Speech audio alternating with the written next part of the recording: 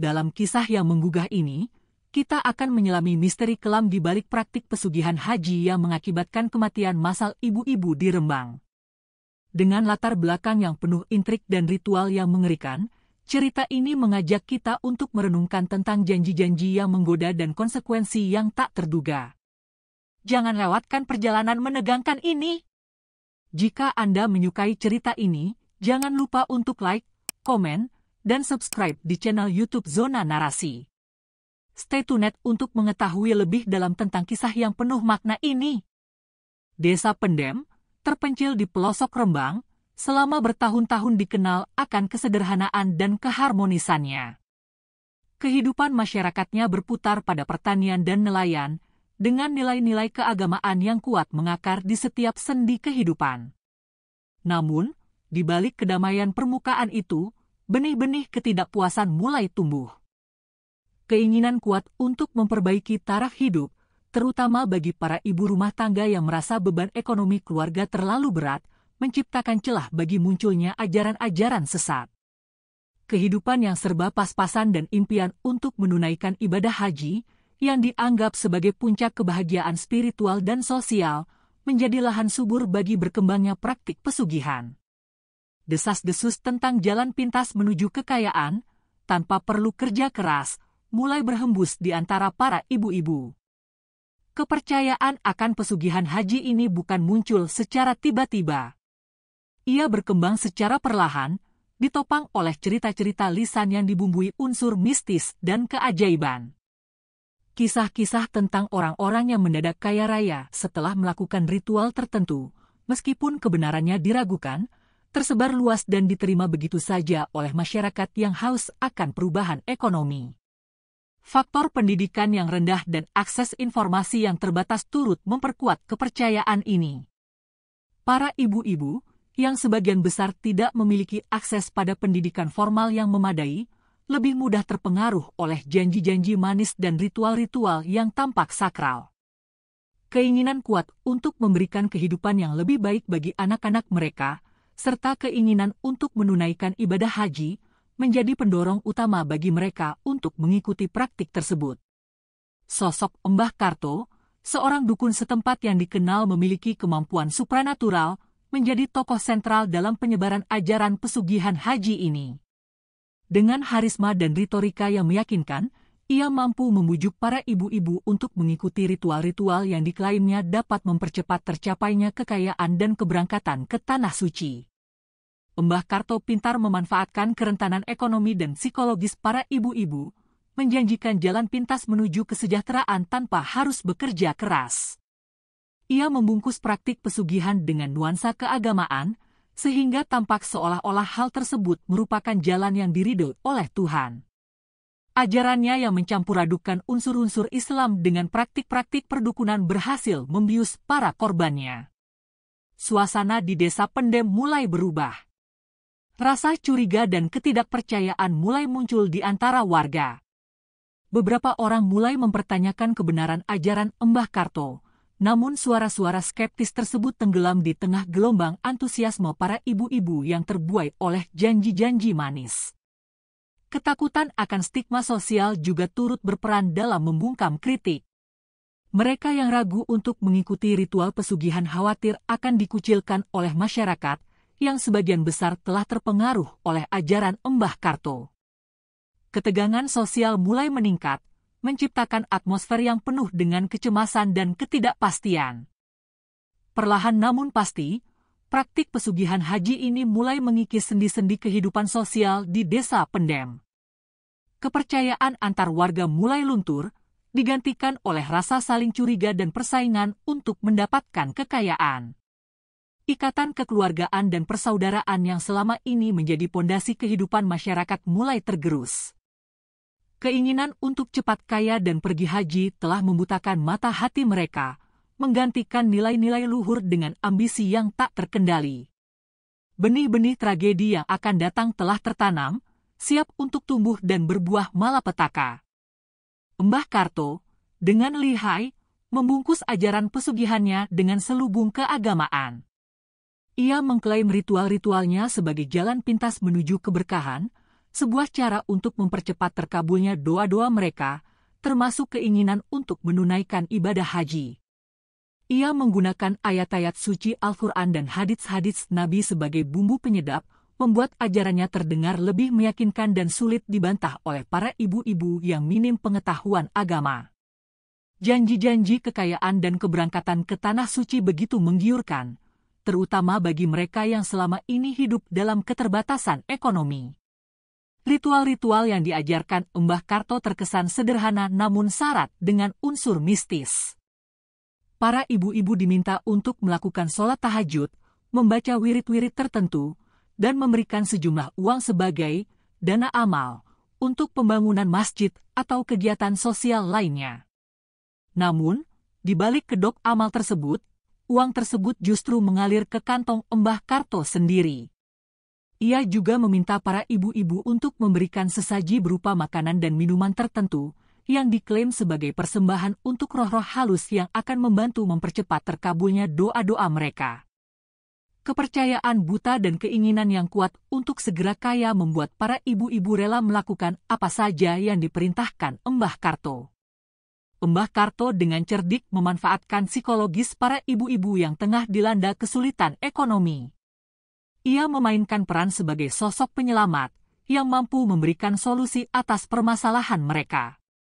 Ia mendengarkan keluh kesah mereka dengan penuh empati, memberikan nasihat-nasihat yang seolah-olah bijaksana, dan menjanjikan kehidupan yang lebih baik di masa depan.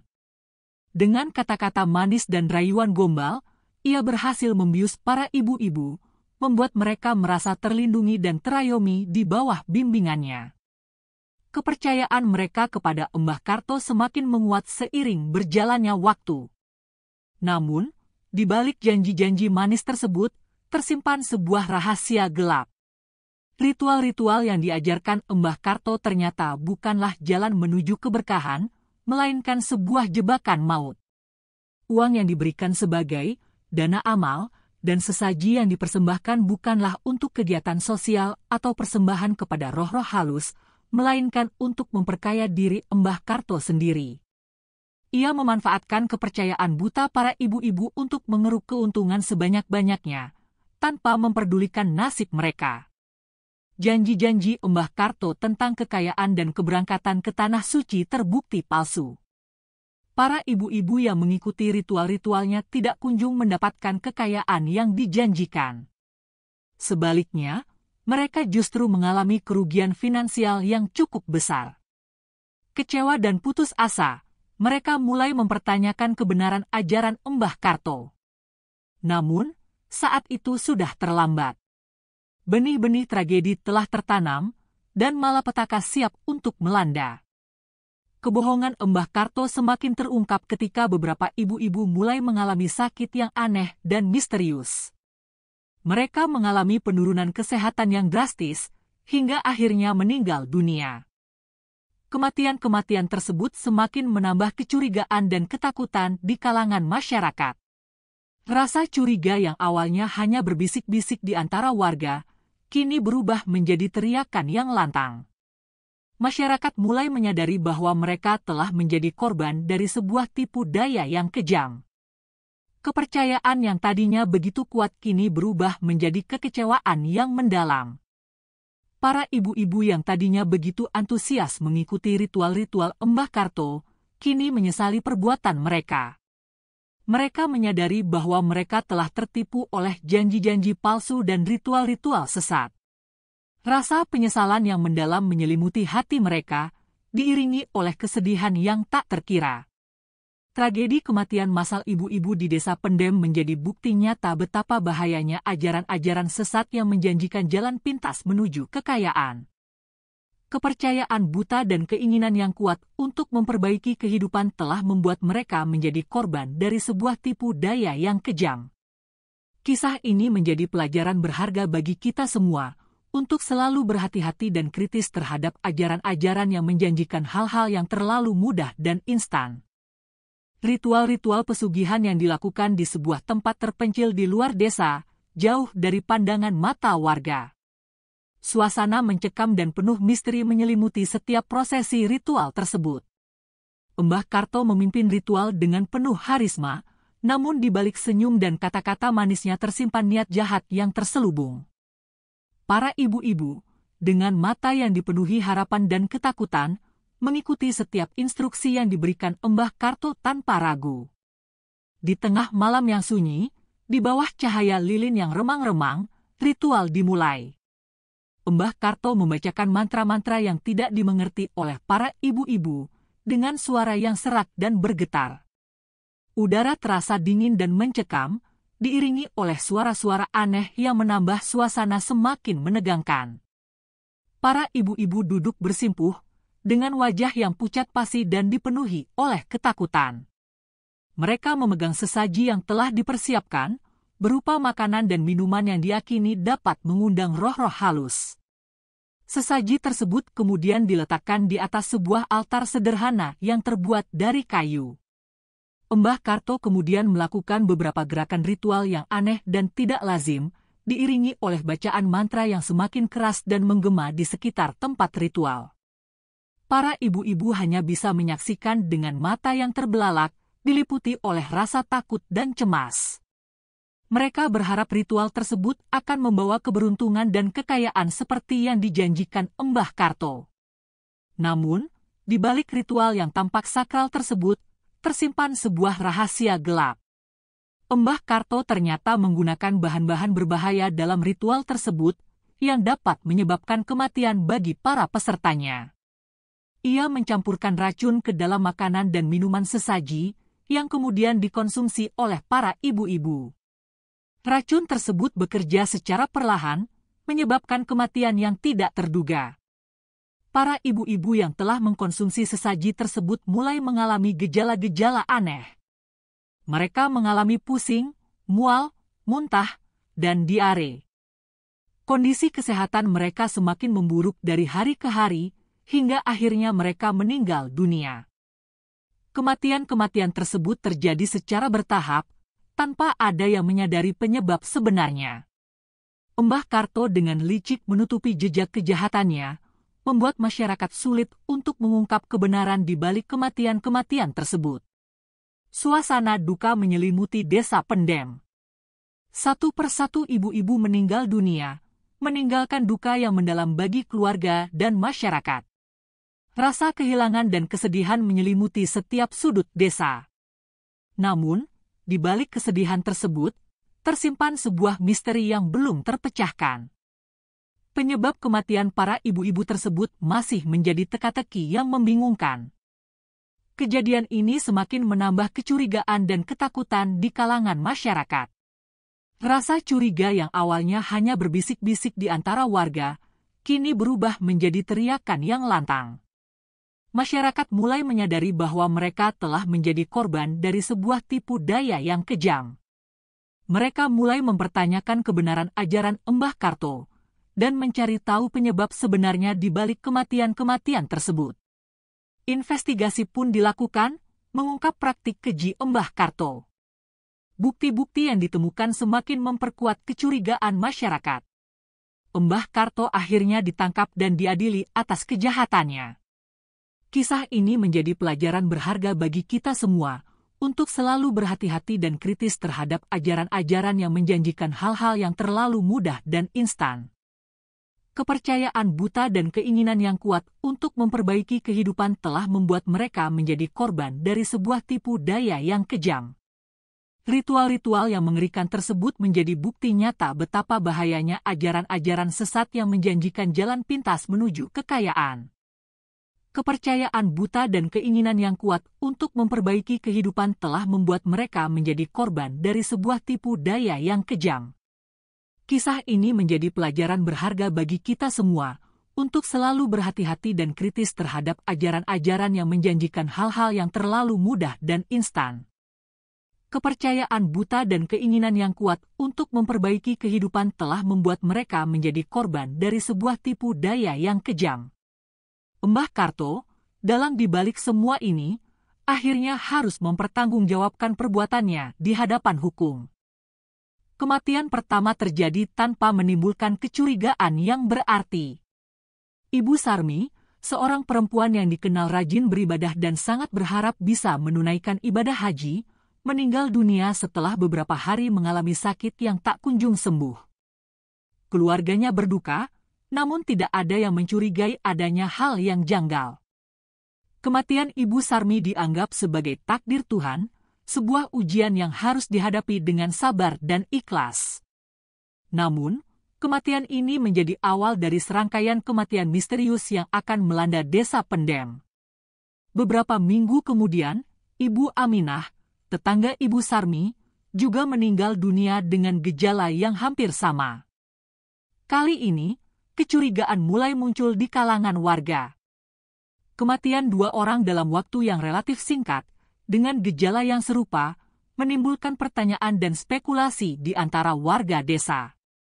Bisikan-bisikan tentang kemungkinan adanya penyebab kematian yang tidak wajar mulai beredar di tengah masyarakat.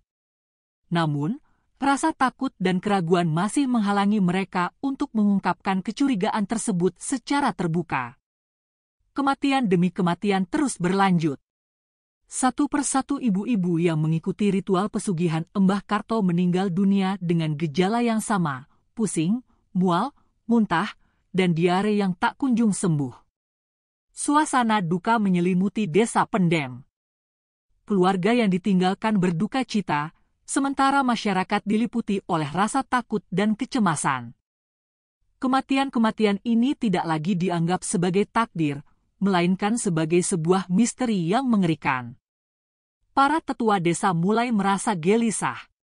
Mereka menyadari bahwa ada sesuatu yang tidak beres di desa mereka. Mereka mencoba mencari tahu penyebab kematian para ibu-ibu tersebut, namun upaya mereka menemui jalan buntu.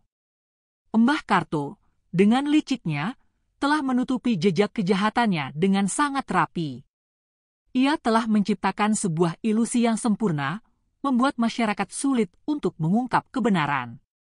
Kepercayaan masyarakat terhadap Embah Karto telah menjadi senjata makan tuan. Kecurigaan mulai mengarah kepada Embah Karto. Beberapa warga yang masih ragu mulai mengingat kembali ajaran-ajaran Embah Karto yang penuh dengan unsur mistis dan ritual-ritual yang aneh. Mereka mulai menghubungkan kematian para ibu-ibu dengan ritual pesugihan yang dilakukan oleh Embah Karto. Namun, bukti yang kuat masih belum ditemukan. Masyarakat masih terbelah antara rasa takut dan keraguan. Seiring berjalannya waktu, semakin banyak ibu-ibu yang meninggal dunia. Jumlah korban terus bertambah, menambah kepanikan dan kecemasan di kalangan masyarakat. Suasana desa menjadi mencekam. Warga hidup dalam ketakutan, dihantui oleh bayang-bayang kematian yang misterius. Mereka tidak tahu siapa korban selanjutnya. Kepercayaan dan solidaritas sosial yang selama ini menjadi benteng desa, kini runtuh satu persatu. Para korban tidak hanya mengalami sakit fisik, tetapi juga mengalami perubahan perilaku yang aneh. Beberapa di antaranya menjadi lebih pendiam, murung, dan sering mengalami halusinasi. Mereka tampak seperti orang yang kehilangan semangat hidup. Kondisi ini semakin menambah keprihatinan keluarga dan masyarakat. Kematian mereka bukan hanya disebabkan oleh penyakit fisik, tetapi juga oleh kondisi psikologis yang terganggu. Embah Karto telah menghancurkan jiwa dan raga para korbannya. Akhirnya, setelah beberapa bulan berlalu, kebenaran mulai terungkap. Investigasi yang dilakukan oleh pihak berwajib berhasil mengungkap kejahatan Embah Karto. Bukti-bukti yang ditemukan menunjukkan bahwa Embah Karto telah meracuni para korbannya melalui sesaji yang diberikan dalam ritual pesugihan. Ia telah memanfaatkan kepercayaan buta para korbannya untuk melakukan kejahatan yang keji dan biadab. Kematian massal ibu-ibu di Desa Pendem menjadi bukti nyata betapa bahayanya ajaran-ajaran sesat dan praktik-praktik pesugihan. Angka kematian terus meningkat secara signifikan. Bukan lagi satu atau dua kasus dalam beberapa minggu, tetapi beberapa kematian terjadi dalam hitungan hari. Suasana di Desa Pendem berubah menjadi mencekam. Ketakutan bukan hanya dirasakan oleh keluarga korban, tetapi juga oleh seluruh warga desa. Setiap hari, Kabar duka datang silih berganti, menebar kepanikan dan kesedihan. Rumah-rumah berbalut kain putih, pertanda duka yang tak kunjung usai. Para ibu-ibu yang masih hidup, yang sebelumnya begitu antusias mengikuti ritual Embah Karto, kini dilanda ketakutan yang luar biasa. Mereka menyadari bahwa janji-janji Embah Karto hanyalah tipu daya belaka. Harapan mereka untuk kaya raya dan menunaikan ibadah haji telah sirna, digantikan oleh rasa penyesalan yang mendalam. Mereka menyesali keputusan mereka untuk mengikuti ritual pesugihan tersebut. Rasa takut dan penyesalan itu begitu besar, menggerogoti jiwa mereka. Kepercayaan masyarakat terhadap Embah Karto runtuh seketika.